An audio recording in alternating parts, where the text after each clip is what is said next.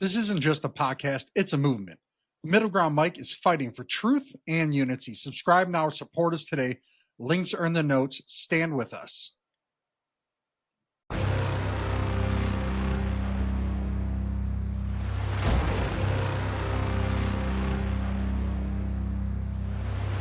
Today's subject is ugly and urgent.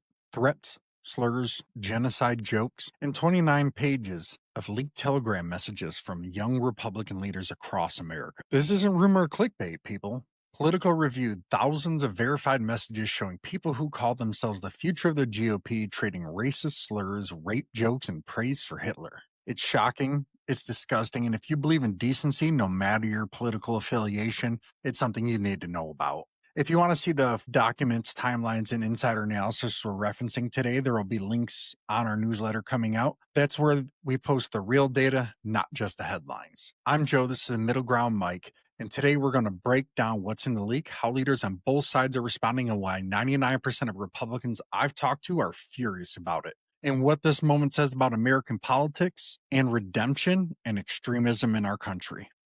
Let's set the stage early. This leak, I think, like I said, 2,900 pages long, comes from a series of Telegram chat logs involving young Republican leaders from New York, Kansas, Vermont, and Arizona. The messages span from January through August of 2025, meaning some of these people seem like they probably felt emboldened once President Trump was in office. And I'm not calling President Trump a racist. I'm just saying some people took advantage of the situation, which is pretty obvious. The participants, they weren't nobodies. They weren't some backdoor people you've never heard of. No, they were state chapter chairs. They were vice chairs. They were legislative staffers. And one of them, Vermont's Sam Douglas, is a sitting state senator. He should be ashamed. And if these things are true, he supposedly said, he should resign. If you're not familiar, the Young Republican National Federation, it's one of the oldest, if not the oldest, GOP youth organization in the country. It's a 527 group, meaning it's directly tied to campaign fundraising and political development. These people are, and these young people, kids essentially still are, they're supposed to be the future of conservative leadership. And now we're going to have a serious gap. That's not okay. It's not okay what they said. So this isn't just locker room talk or edgy memes. It's people who are trusted with the next generation of political leadership for this party. The party that is supposed to have been the party of the working class going forward. Well, newsflash, the working class incorporates people from all walks of life. And so does the MAGA movement, and so does the conservative. It's casually talking about gas chambers, stereotypes, sexual violence. How disgusting. Just disgusting. Terrible. And anybody who even tries to downplay this or excuse this, get out of here. Ask yourself, if that's what the future looks like, what happens when they're the present? That's scary. I mean, that's no different than when people on the right are talking about people on the left saying racial things. It's no different. This is terrible. How do these people talk about constituents who don't look like them when the cameras are off? How do you do that? First, hot mics. Hello. Second, terrible. I mean, literally, what's in your heart? Because obviously it is not unity that's in some of these young folks' hearts. And why did it take a leak for this culture to be exposed? That's what we really need to know. People who knew about this in the young conservative movement, they should come forward or they should talk about it. There needs to be a whistleblower. Who's saying that this is okay? Because I highly doubt that nobody really knew, right? Somebody knew, somebody covered it up. Or it's like and it would have to be the greatest cover-up job in history. Not literally, figuratively speaking. Political's timeline shows that earlier in the year, they're saying that the chats were relatively normal, political gossip, campaign talks, snipping at opponents. But by March and April, things got dark. Jokes about race and religion started popping up. By May, it wasn't jokes. It was about ideology. Here's some examples, right? New York's Peter wrote, everyone that votes no is going in the gas chamber. Another participant, Joe Malagino, responded, can we fix the showers? Gas chambers don't fit the Hitler aesthetic. That's not edgy humor. That's open admiration for genocide. And this show has spoken out about genocide significantly, especially, look what's happening in Gaza. This is not something we should be laughing about. In Kansas, William Hendricks, the vice chair of the Young Republicans, reportedly used the N-word and posted racial tropes about fried chicken, watermelon, and Kool-Aid. Like, what are you thinking? Like, who raised you? Alex Dwyer, the state chair, dropped a white supremacist code 1488, combining the 14 words and Hail Hitler. Like, what? And Vermont Senator Sam Douglas and his wife were in the chat making anti Semitic and racist remarks. In one message, his wife allegedly wrote, "You're giving nationals too much credit and expecting the Jew to be honest." And in New York, Bobby Walker made the graphic jokes about rape in women's bodies. I'm pretty sure if Bobby Walker had a daughter or somebody like that went through that, don't think he'd be joking. This is dehumanization. It's violence as humor. It's historical glorification of gas chambers and praising Hitler. Silence as complicity, right? Dozens of people laughed, joined in, few, if any, objected. I mean, sometimes that can be because they're looking out for their own hide. Doesn't make it okay, but that happens in all situations. This was strategic hate, discussions about using slurs or propaganda to hurt rivals. Like, that's not just gross. That's dangerous, people. Because when you start treating people as humans, it becomes easy to justify cruelty. Think of our Charlie Kirk situation, right? We talk about people on the left saying Hitler, Hitler, Hitler, Hitler. Well, then you got things like this coming out, and now all that's going to happen is it's going to fuel more. It's going to fuel more because people are saying things like this behind the scenes. We have to be better. People in the conservative movement need to hold each other accountable and not okay or downplay this. If this is how you think, you have no place in it based on what a lot of our prominent people now say in this movement, right? What starts as a meme, at least in some situations there, it seems became a mindset of thinking what was funny when it was not. Do I know what was in these people's hearts? No, but I mean, it seems that they felt that this was okay. I don't think the vast majority of young Republicans are like this. I know a couple. I know most people in the party despise this, but we need the leaders in the party and in this movement to come out and do something about it and not just do ad lib to make people feel better. No party, left or right, is immune to moral rot if the people at the top stop calling it out. Fairness, right? Now, to stay fair, some of those names say parts of the logs were doctored or taken out of context. Peter said he was being extorted. Others claimed they were trolling to shock people. Well, if you're trolling to shock people, you've got a terrible sense of humor and you think really backwards. You should not do that, and you do not deserve to be a part of that movement if that is your thinking. But Politico says it reviewed the entire threads, not snippets. And when you have multiple state chapters with consistent tone, timestamps, and cross participants, that's not a deep fake. That's a culture, possibly. I don't know if it's the whole movement, right? Because it seems to have been isolated with certain states, right? So I would hope that it's not across the country. So, I'll say alleged, verified according to Politico, because truth requires discipline, but discipline doesn't mean silence, right? These are allegations. Not everything has completely come out. There's a lot that has come out. So, but a lot of this is pretty concrete, right? You can't really hide behind it. And if you're innocent, don't hide behind it was just a joke. You show receipts. Produce the unedited chat, not a statement from your lawyer. Take it to them. If it's not accurate, if these people are lying about you, take it to them, man. Take it to because I guarantee you produce goes to every single network, have your lawyer to go to every network, put it out there. Put it out there for everybody to download. And this will go away real quick on that individual person that did not do it. So, I challenge you to make that happen, because that's just, to me, that's just common sense. This is just, it's crazy to me, like I'm just so disappointed, I guess, a lot of our leaders and at the top for the GOP, they need to come out and say something about this. They need to do something about this. They need to look into somehow can you structurally reform the young conservatives? How can we create more accountability within the movement? Like that needs to be a top priority. Like, how do we do that, right? And then that state sitting senator, if they're really saying something like that, boom, you need to go. Sorry. It should their resignation should already be in right now. If that's true, boom, you should be gone. Like you should have the decency to resign. Because if not, all you're doing is perpetrating the same thing. And it's terrible.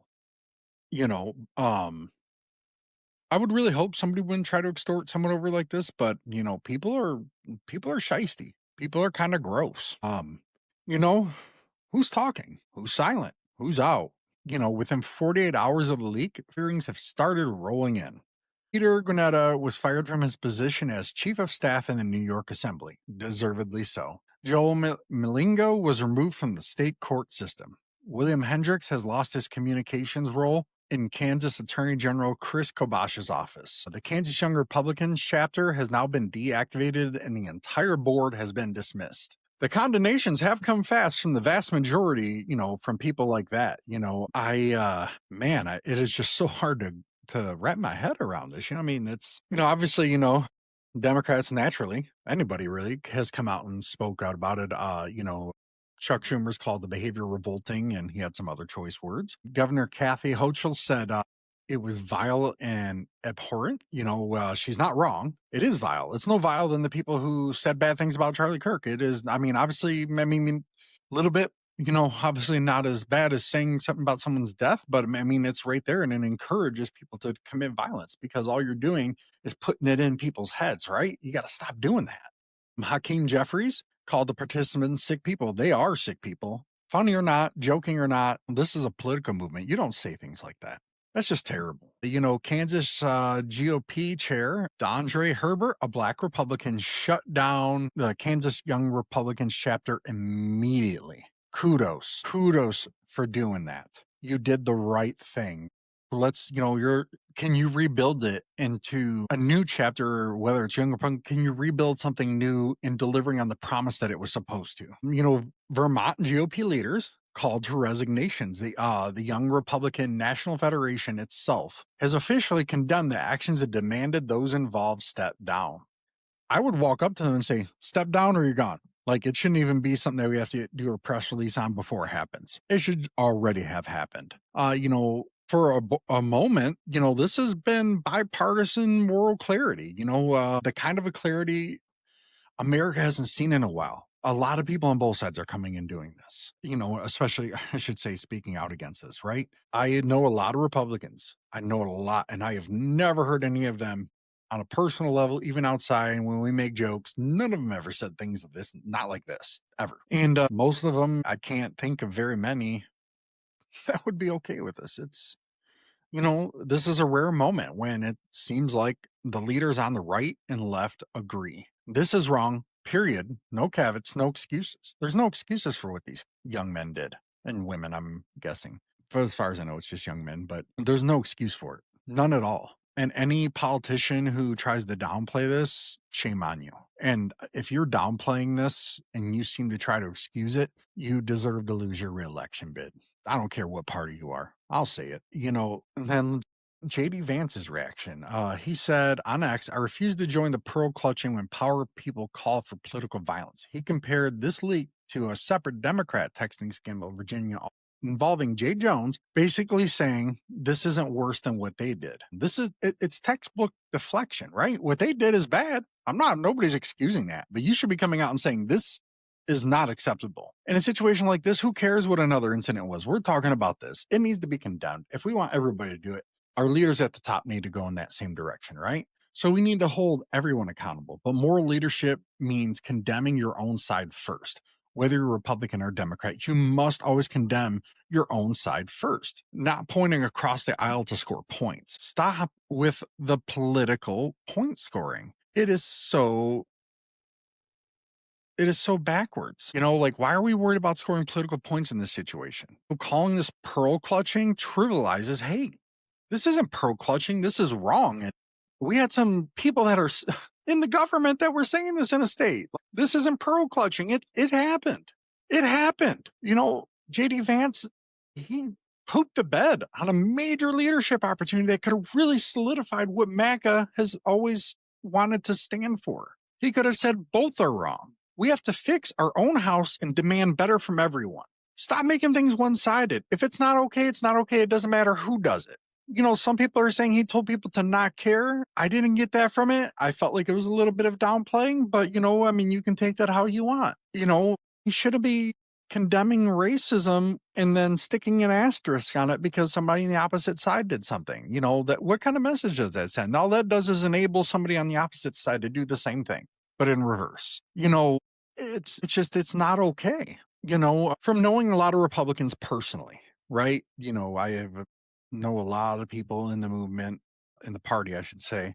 I want to make something clear because I've talked to some Republican insiders, some people that, former campaign staffers and, party people over this. They're livid, they're embarrassed, they're disgusted. A whole part of the MAGA movement was bringing everybody in, regardless of race. Charlie Kirk even said that, regardless of race, you have a place in the MAGA movement. And these young people are trashing that message. Charlie Kirk would be appalled at what these young men did.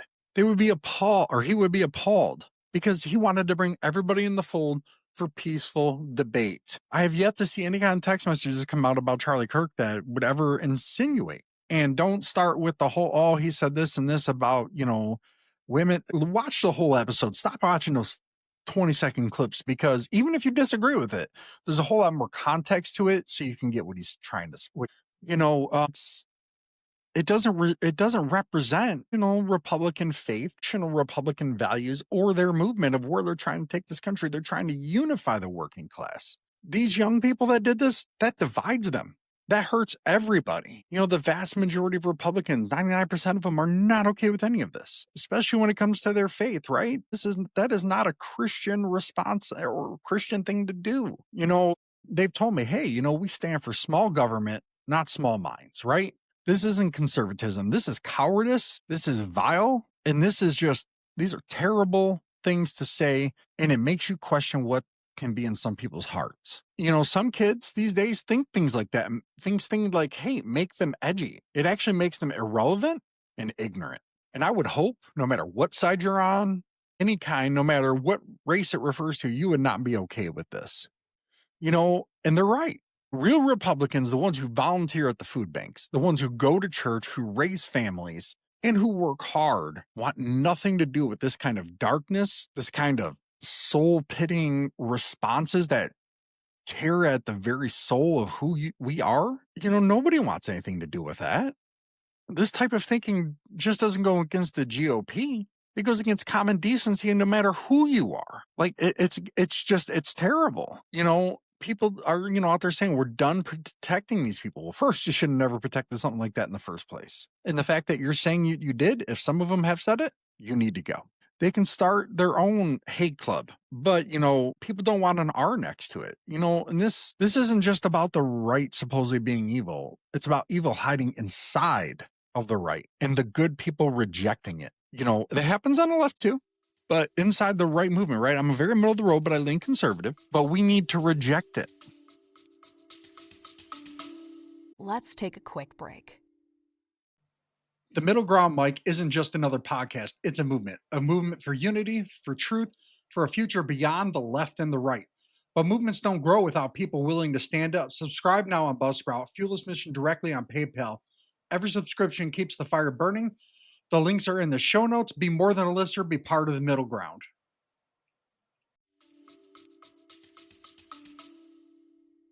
Vividly, and what can we do, whether you're left or right, to prevent things like this from happening, right? We're never going to be able to completely prevent it. You're never going to be able to say 1000% what's in someone's heart, but we have to do everything we can to prevent it. We have to put safeguards in there. We have to teach the people, young people coming up, that this is not acceptable under any circumstance. That's what America needs to see. People within the GOP standing up and not stepping back, not cowering down. Even if you don't agree with what the vice president says, don't let that silence you. Speak up. A lot of the most have. I have not really. I just didn't like that JDP kind of tried to swash it to the side, right? And try to go, well, they did it too. Well, that's nice. They did it too. But we're supposed to be the party that prevents this, right? We're supposed to be the party that ends this. Look at what Charlie Kirk did. Charlie Kirk challenged these very notions. And they can't say that he didn't. All you got to do is pull up anything he's ever done, and it's right there. He challenged racial notions all the time, gender notions all the time. He hated hate, so how did we get here? It's easy to a point, right? It's a lack of oversight. That means who was watching what was going on, who was guiding these young people. How did they get to this point to where they think that's okay? We need to systematically fix that within the young Republicans, or at home, especially if they're learning this at home. And people confusing free speech with freedom from consequences. We talked a lot about that, about people on the left, with the Jimmy Kimmel thing and, people getting fired and things of that nature for the Charlie Kirk situation, right? Well, it just doesn't apply to the left. It's the same thing on the right.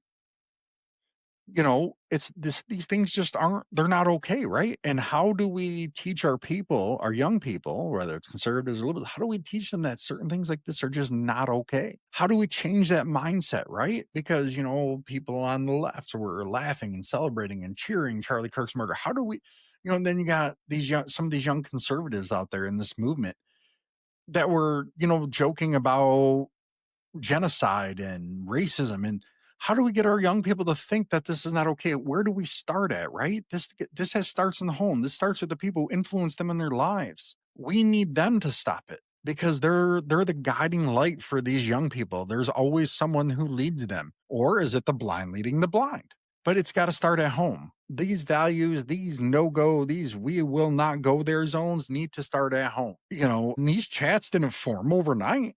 They grew in silence because no one wanted to be the killjoy who said, that's not funny, and then get ostracized for it.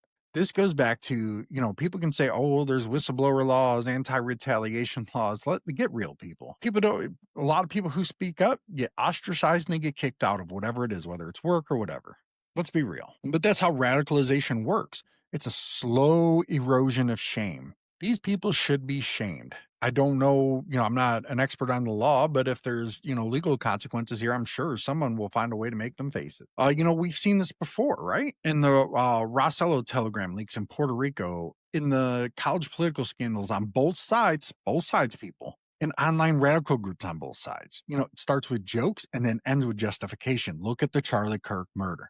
That's a case in point, right? Look at the state murder or the state representative murder in Minnesota.